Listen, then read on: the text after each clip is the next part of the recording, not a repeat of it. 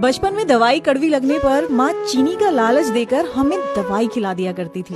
वैसे ही वेद हम जैसे इंसान जो संसार के आकर्षण के लालच में फंसे हैं, वैसे ही पूजा अनुष्ठान से फल की प्राप्ति होगी। वेद ऐसा ही लालच देकर हमारी आत्मा को परमात्मा से जोड़ते हैं। श्री कृष्ण ने अर्जुन से कहा, यवनार्थ उत्पाने सर्वता समलुतोद के। जो जल एक बड़े सरोवर से मिलता है, वही जल एक छोटे कुएं से भी मिल सकता है। श्री कृष्ण ने अर्जुन को फिर बताया, तवानस्वर्सु वेदश्रु ब्राह्मणस्य विजानता। कुल मिलाकर वेदों का तात्पर्य यही है कि मनुष्य अपने कर्तव्यों का अच्छे से पालन करते हुए आगे बढ़े और भगवान के प्रति अपना अटूट विश्वास रखे। इसी तरह के मनुष्य को श्री कृष्ण अपने सर्वोत्तम भक्त मानते हैं और यही बात श्री कृष्ण ने इस श्लोक में बताई है। श्री कृष्ण की और भी बातों को सुनने के लिए हमें फॉलो करें। पेड़ लगाने से पहले उसके फल और उसकी छाया के बारे में सोचना इंसान का स्वभाव है, पर ये सोचना कहाँ तक सही है।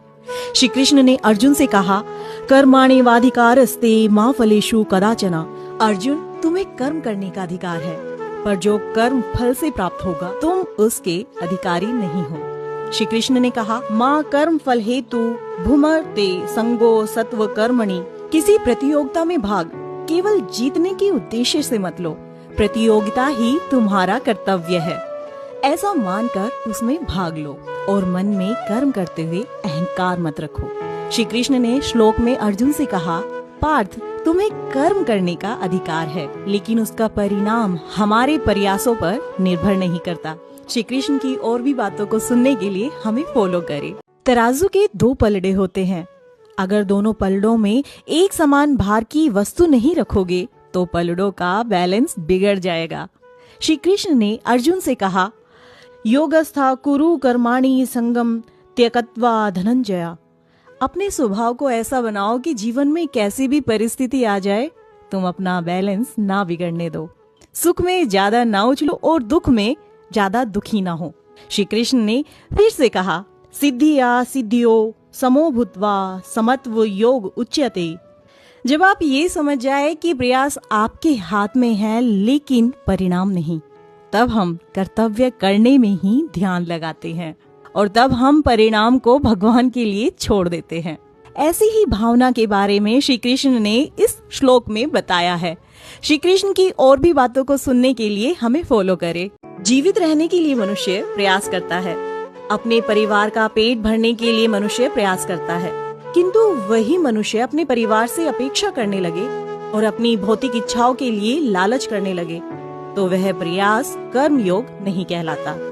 जब मनुष्य का कर्तव्य पूर्ण हो जाता है तो उसके पास दो विकल्प होते हैं, या तो वह समाज सुधार के लिए प्रयास करता है या फिर वह अपनी भौतिक इच्छाओं के लिए प्रयास करता है।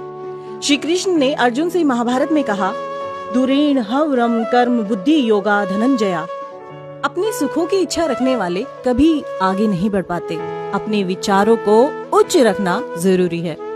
श्री कृष्ण ने फिर से बताया, बुद्धो शरणम विच्छः कर्पणाः फल हेतवः। जिनकी बुद्धि अपने बारे में ही सोचती है वो मनुष्य कृपण है, उन्हें नीचे स्तर पर गिना जाता है। जो सभी का भला चाहते हैं उन्हें उच्च स्तर पर गिना जाता है। श्री कृष्ण की और भी बातों को सुनने के लिए हमें फॉलो करें। आपने किसी को गाली दी, किसी का नुकसान किया या किसी का मन दुखाया तो ये सब आपके कर्म हैं। ईश्वर आपके सभी कर्मों का हिसाब रखता है। जब तक आपको अपने कर्म का हिसाब नहीं मिल जाता तब तक आप जन्म मृत्यु के चक्र में फंसे रहते हैं। श्री कृष्ण ने अर्जुन से कहा, बुद्धि युक्तो जहातिहा उभे सुकृत दुष्कृते। अर्जुन, भक्ति में लगा व्यक्ति इसी जीवन काल में अपने आप को पाप मुक्त कर लेता है। श्री कृष्ण ने बताया, तस्माद्धोगाय युजस्व योगः कर्मेषु कौशलम। कई जन्मों तक अपने उल्टे सीधे कर्मों का फल मिलने से अच्छा तो ये है इसी जन्म में अपने कर्म योग से इन सभी कर्म फल से मुक्त हो जाओ। कृष्ण भावनामृत से कर्म फल को पवित्र करने की यही प्रतिक्रिया है। श्री कृष्ण की और भी बातों को सुनने के लिए हमें फॉलो करें। राधे राधे।